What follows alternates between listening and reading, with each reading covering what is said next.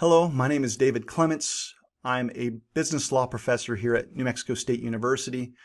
The views that I'm going to express are mine and mine alone.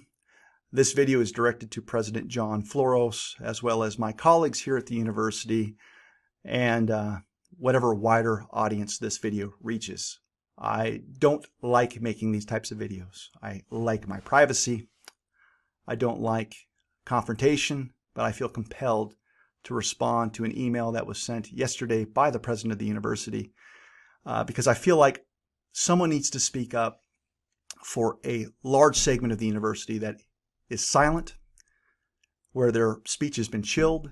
And I hope to give you an idea of what a Trump voter might look like. Because right now, I'm seeing all kinds of things being sent through social media, online, that has equated Trump voters as traitors, as treasonous scum, as racist.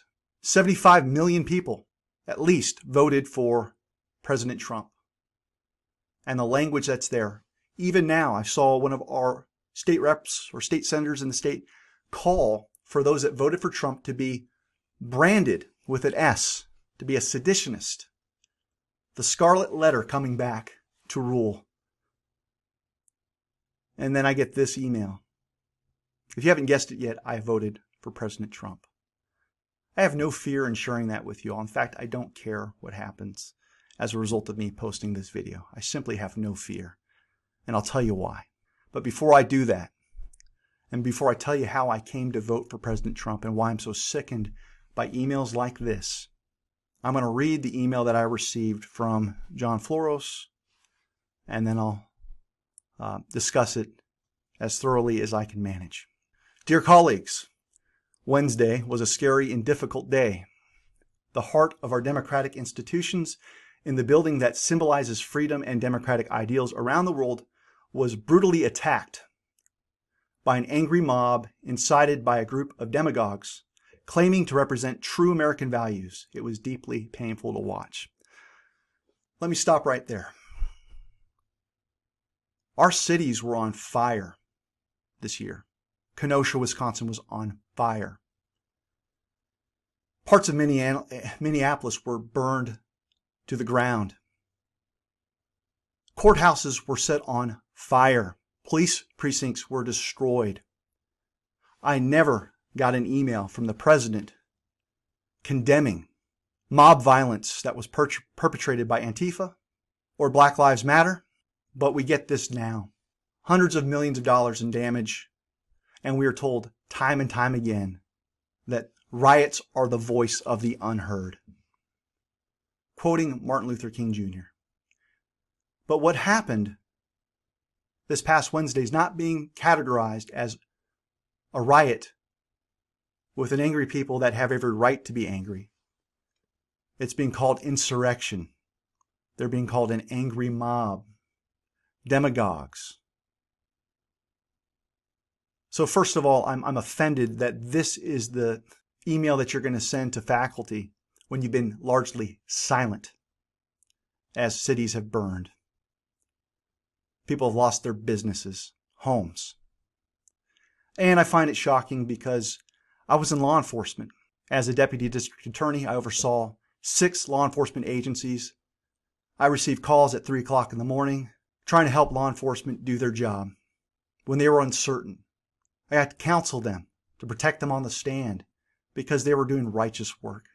And they've been demonized. The entire criminal justice system has been demonized. It has now been adopted as a racist institution.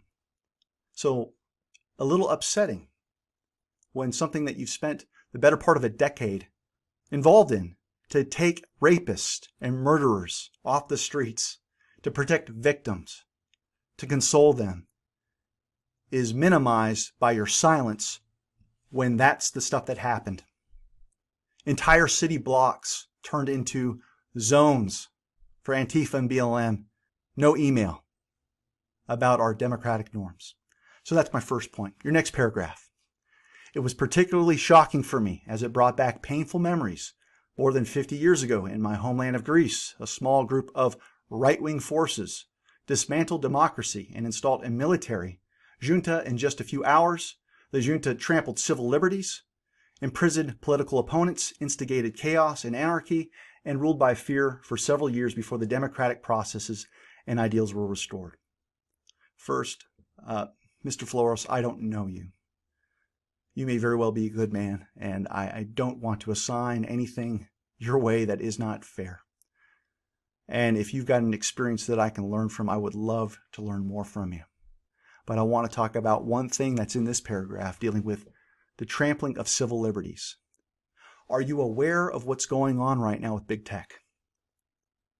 Millions and millions of conservative voices are being canceled and removed from social media platforms, being removed from Twitter. We are seeing fact suppression far and wide. So where's the discussion about the trampling of civil liberties right now, the most crucial one? Now let me continue with this email. And I want you to pay attention to this word that's used. Collectively, we were relieved. But we can't forget how disturbingly easy it is to slide from a democracy into a dictatorship. Notice how the word republic is never used by President Floros. Democracies thrive when they act in accord with the collective will of the people. But when the people lose their ability or will to work towards consensus, democracy is weakened. Democracy demands dialogue. I agree with that. It demands that we work towards a consensus, depends on what the consensus is, in which everybody sacrifices something for a greater collective good. That's 3 times. Reaching this compromise requires respectful dialogue among people with different opinions. I also agree with that. But right now, if you've got a different opinion and you're on any of the media platforms, any of the technical platforms, you are being silenced. The Parler app has been removed from the app stores of both Google and Apple. And other ones are coming down by the minute. President Floros continues, the resulting compromise is not a weakness, it is the foundational strength of a government of the people. Well, the people weren't heard this past Wednesday. They were silenced once again. And that's why you had folks show up in the first place, because they felt like they were silenced in their own respective states and they wanted to be heard. Trump supporters have largely been blamed for the violence against police officers and property, but video footage appears to show a different story. This video taken by NTD's on-the-ground reporters shows Trump supporters trying to stop the people smashing windows of the Capitol building and calling them Antifa. You can hear them saying, anyone who does this is not with us. It appears other protesters grab his leg and pull him down to stop him from breaking the window. Other videos show pro-Trump protesters booing those breaking in and calling them Antifa. This video appears to show them trying to stop the people smashing windows and shoving them towards the police. We do know that many genuine Trump supporters did make it inside the barricades of the Capitol building. A number of them say they didn't use violence to get in, but were let in. In this video, police appear to open the barricades. I had 3 more videos that I had viewed. They've been taken down, just like these. The one that I can't locate anymore because Facebook suppressed it were quote-unquote protesters walking down a hallway, getting nods from police as they were waved in. Now, let me tell you something as someone who worked in law enforcement. President Trump doesn't have control over Capitol Police. That's a function of the Capitol itself and the mayor. Trump doesn't direct the police. So to claim that he's responsible for what happened when individuals that do not operate under his jurisdiction let these individuals in, again, many of which that admitted themselves to be part of Antifa. There was another gentleman who made a confession. I can't get that video anymore. I have to go to all kinds of unsafe places on the internet to find this stuff because they're getting flagged and brought down. The veracity of which you can figure out on your own. But this is out there. And your faculty members are seeing it. And as someone who has been in the court system, I'm ashamed of the judiciary. I'm ashamed of my profession.